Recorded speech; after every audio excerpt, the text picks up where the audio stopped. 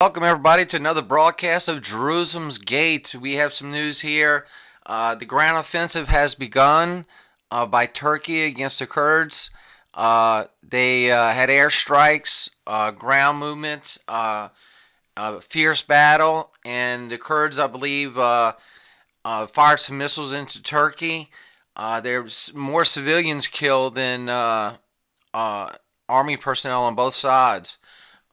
That's the tragedy of war, is the civilians, the innocent women and children and men, really. And that's the tragedy of war, is the ones that suffer the most are the civilians. And but you know what?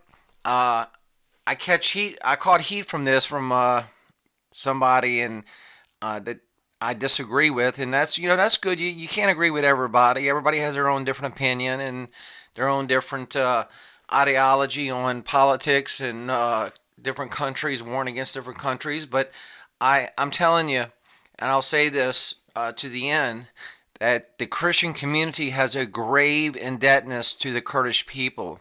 I said it on my last video when it started that when ISIS was crucifying, beheading, and torturing and killing Christians, and it was the Kurds that answered the United States call to go fight to stop that slaughter of Christians.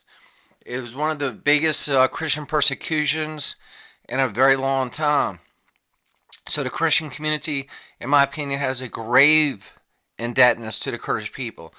I pray that I'm not a politician, nor do I want to be a politician, but I tell you, our country, I'm an American, a U.S. Most of y'all know this by now that's been watching me.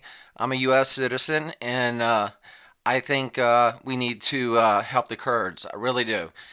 Turkey is wishy-washy on relations between the United States and Russia, and leans more towards Russia. So that's my own personal opinion. Everybody has a right to their opinion. But this is news from NHK World. Turkey begins ground operation against the Kurds. Let's watch this video real quick. American officials are cautioning restraint after the deaths of civilians in Syria. They were killed in fierce fighting between the Turkish military and the Kurdish militia along the border. Turkey launched a military operation against the U.S.-backed Kurds on the weekend, further complicating Syria's year-long conflict. Turkey's military carried out airstrikes and later a ground offensive. It says the operation is to ensure the security of border areas as the ethnic group's militia expands its control. Ankara considers the group a terrorist organization. The Syrian Observatory for Human Rights says the offensive has killed 7 Kurdish fighters as well as 21 civilians, including children. Meanwhile, Kurdish forces fired several rockets into 2 Turkish towns, killing 1 citizen and wounding about 30 others.